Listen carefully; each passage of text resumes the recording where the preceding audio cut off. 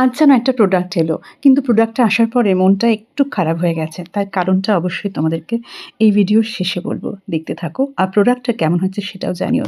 তো চলো আজকে আমার ব্লগটা শুরু করি কালকে সন্ধ্যে থেকে।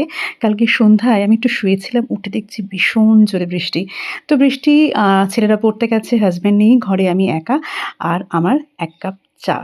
তো সন্ধ্যাটা কাটিয়ে ছেলেদেরকে একটু ড্রপ করতে গেছিলাম আরেকটা টিউশনে। মানে একটা টিউশন থেকে উঠে আরেকটা টিউশনে। তো রাস্তাঘাট দেখতেই পাচ্ছ প্রচণ্ড বৃষ্টি হয়েছে। তো বৃষ্টিতে রাস্তাঘাট তো এরকম হবেই।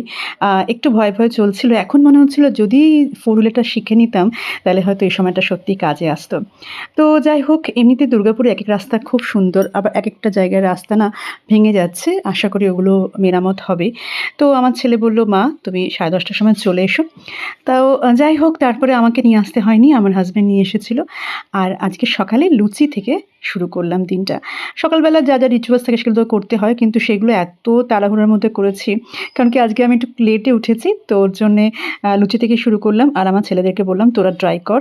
ওরা ট্রাই করেছে আর দুজনেই করেছে। আমার ছোট জনের হাতে যে ফুলকো লুচি হয়েছে সেটা দেখেও নিজেই এত হাসছিল, এত আনন্দ পেয়েছিল, ওটা আমি একটু ক্যামেরাবন্দি করলাম। হাসিটা দেখি। ওহ কি হাসি! এরকম করে কে ছোড়ে রে? হ্যাঁ? ওরা দুজনেই খুব খুশি যখন ওরা ফুলকো, ফুলকো লুচি নিজেরা নিজের হাতে তৈরি করছিল। খুব একটা যে লুচি করতে আগে ওরা পেরেছে বা করেছে তা নয়, এটা ১ম ই বলতে পারেন। তো সবসময় হাতেখড়ি হতে পারে আর এখনকার ছেলেদের তো সবকিছু শিখে রাখতেই হবে। তো সময় ছিল, রান্নাবান্না হয়ে যাওয়ার পরে ভাবলাম এই জায়গাটা একটু পরিষ্কার করে নিই। তো আমার কিছু জিনিসপত্র দিয়েই আর আমার এই যে ফটো ফ্রেম আর আগেরটা দেখলেন না? ওটা আমার ছেলেরা নিজের হাতে খুব ছোটোবেলায় বানিয়েছিল, তাই এখনো পর্যন্ত রেখে দিয়েছি। আর টুকটাক জিনিসপত্র দিয়ে একটু জায়গাটা গুছিয়ে নিলাম। আর তার মাঝে তো গাছের তো দরকার। গাছ থাকলে যেকোনো জায়গা অনেক সুন্দর হয়। এই দেখুন তো কেমন লাগছে।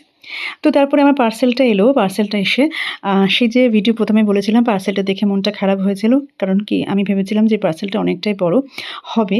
আর এটা কিন্তু পিঙ্ক কালার ছিল, কিন্তু এসেছে রেড। তাতে আমার কোনো অসুবিধা নেই, কারণ কি আমি রিভিউ দেখেই নিয়েছিলাম। ওখানে বলাই ছিল যে এটা রেড কালারের, এটা পিঙ্ক নয়। তবে রেডটাও আমার খুব পছন্দের রং, তো ভালোই লাগলো দেখে।